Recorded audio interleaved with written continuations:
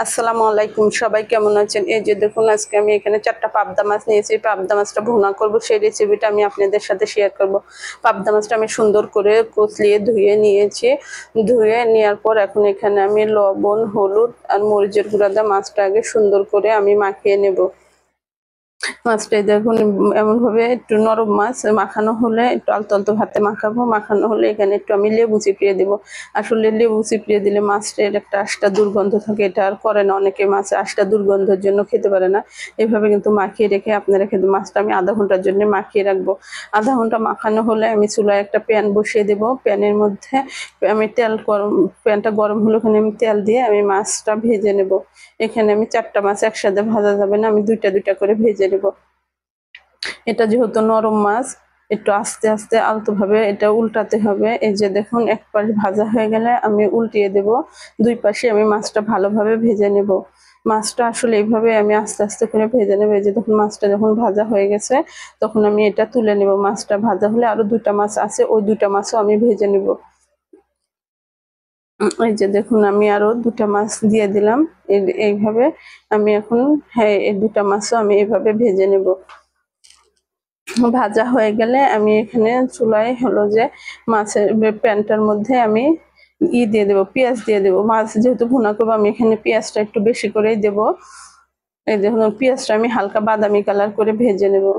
পেঁয়াজটা এইভাবে নাড়তে নাড়তে যখন আমার এইভাবে দেখুন, পেঁয়াজটা যখন আমার হালকা বাদামি কালার হয়ে গেছে, তখন এখানে আমি আদা রসুন বাটাটা দিয়ে দেবো। যেহেতু মাছ আমার 4টা মাছ, আমি আদা রসুন বাটা বেশি দিব না। আবার বেশি মশলা হলেও কিন্তু মাছটা গন্ধ করে, মশলার গন্ধ লাগে খেতেও, কিন্তু আসলে মশলার স্বাদের জন্য, অতিরিক্ত মশলার জন্য স্বাদ কিন্তু নষ্ট হয়ে যায়। আসলে মশলা বেশি হলে যে খাবারের স্বাদ হয়, এতে কোনো নাই।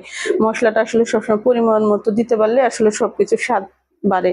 এখানে আমি হলুদ দিয়ে দিলাম, একটু দিয়ে দিলাম এখানে অল্প লবণ। লবণটা আপনারা পরিমাণ অনুযায়ী দেবেন।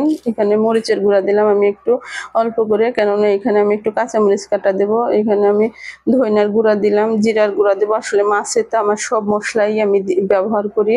জিরা বাটাও দিতে পারেন, জিরা বাটাটা দিতে পারলে আসলে আরো ভালো গুঁড়ার থেকে।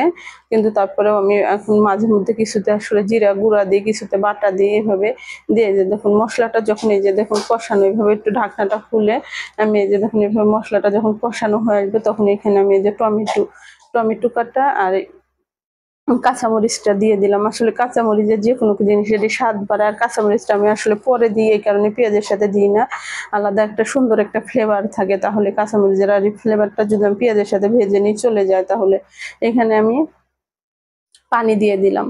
পানিটা দিয়ে আমি ঢাকনাটা দিয়ে ঢেকে দেবো। পানিটা যখন আমার মশলার পানিটা যখন বলক আসবে, তখন আমি মাছগুলো দিয়ে দেবো। এখানে আমি অল্প পানি দিয়েছি। আসলে পাবদা মাছটা আসলে অনেক নরম মাছ, আর মাছটা আমি ভেজে নিয়েছি। আসলে মশলা দিয়ে ভালোভাবে এখানে মশলাটা আসলে ঢুকে গেছে সুন্দর মতন। এই যে দেখুন, এটা দেওয়ার পর আসলে বেশি জোরে কিন্তু নাড়াচাড়া করা যাবে না, তাহলে মাছগুলো ভেঙে যাবে। মাছটা দিয়ে আমি একটা ঢাকনা দিয়ে ঢেকে দিলাম। ঢাকনাটা খুলে একটু পর যখন বলক আসবে, তখন আমি আলতো করে আবার এইভাবে ধরুন প্যানের হাতটা ধরে এইভাবে আস্তে করে ঘুরিয়ে দেব। এইভাবে দেওয়ার পরে যে দেখুন মাছটা কত সুন্দর, দেখেন এই যে দেখুন এইভাবে আস্তে আস্তে, আসলে নরম মাছ বেশি নাড়াচাড়া করলে আসলে ভেঙে যাবে, এই জন্য বেশি নাড়াচাড়া করা যাবে না। এই যে দেখুন এইভাবে করতে করতে যখন এই যে ধরুন মাছের তেলটা বাড়িয়ে আসতে থাকবে, তখন বুঝতে পারবেন আসলে মাছটা হয়ে গেছে। আসলে ভুনাটা আসলে এইভাবে করে খেয়ে দেখবেন, আসলে কিন্তু অনেক মজা হয়।